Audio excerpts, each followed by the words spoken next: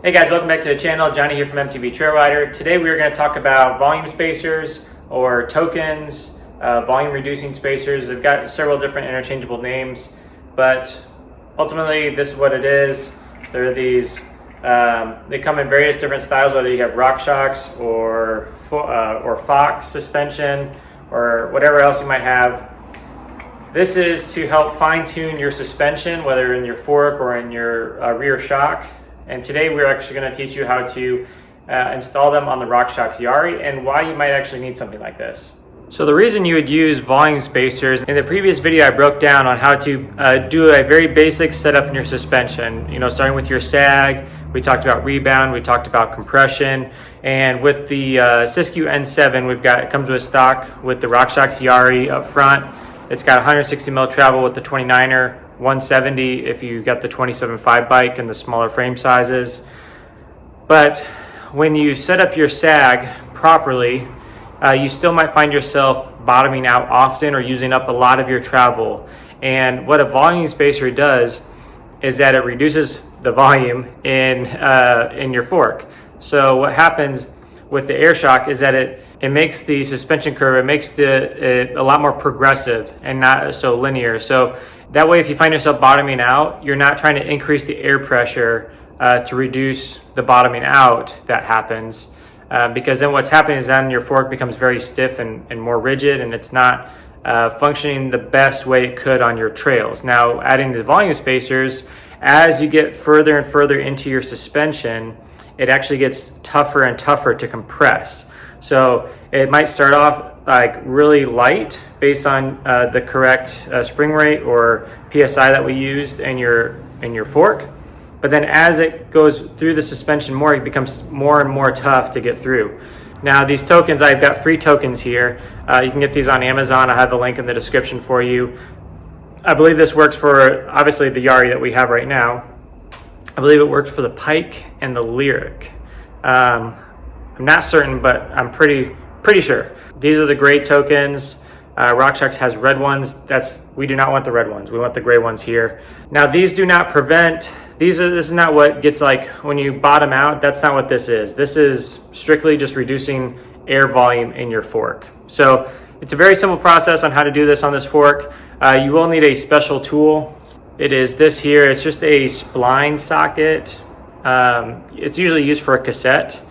This is actually from Part Tool. I'll throw a picture up here for you guys so you can actually see the part number exactly for this. Some suspension, you can just use like a 32 millimeter socket or something, or even just like a crescent wrench or something to twist up. But this, for this fork, you actually need a spline socket, and I got this for a cassette, and this works perfectly. So first thing you're wanting to do is obviously twist off the air cap. Then you want to take out all the air from your fork. I like to do this with a shock pump rather than pressing into the valve with, you know, an Allen key or something like that. Keeps it a little bit safer. And then hopefully you guys kept track of where your air pressure needs to be in your fork. That way you don't always have to keep going back and trying to refine your correct sag. You do need to remove the air pressure in here. You do not want to try to take off this cap and try to open up your fork with 100 plus PSI in here. It can be very dangerous, and you need to be careful what you're doing. So now that the air pressure is out, just take your tool and you're just going to line up the spines onto the top of the fork and just simply twist it off. Lefty-loosey, very simple, and just be careful not to get any dirt inside your fork once you've got this removed. This is what it looks like inside. So there's already 2 tokens installed. I've got 3. I'm not going to install all 3. Ideally, you want to do this like one at a time, depending on how rough your bottom outs were once you had the correct sag or spring rate on your fork. I think I'm going to go with 2 to start with.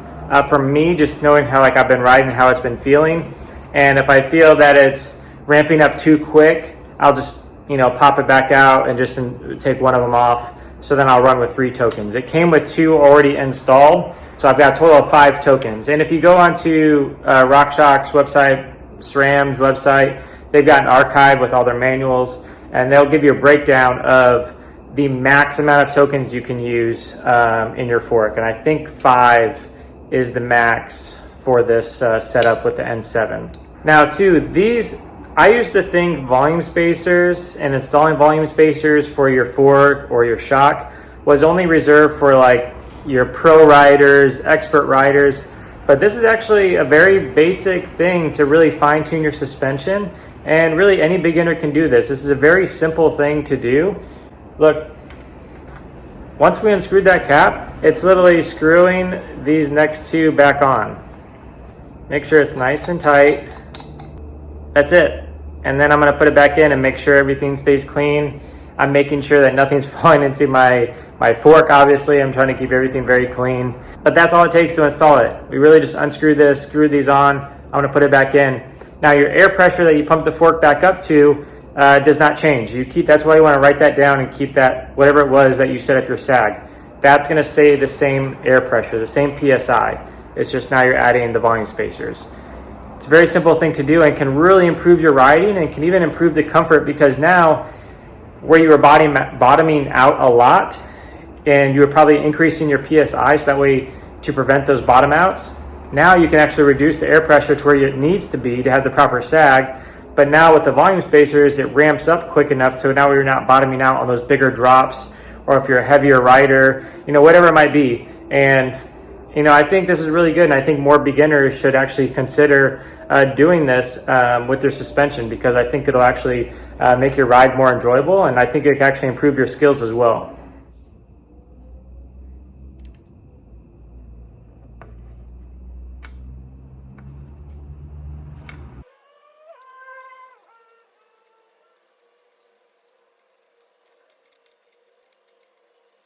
So now we got that screwed on, we're going to get our shock pump back on here. We're going to start filling this back up with air. Now this, you do need to do this in steps, because you need the air to neutralize in the different chambers.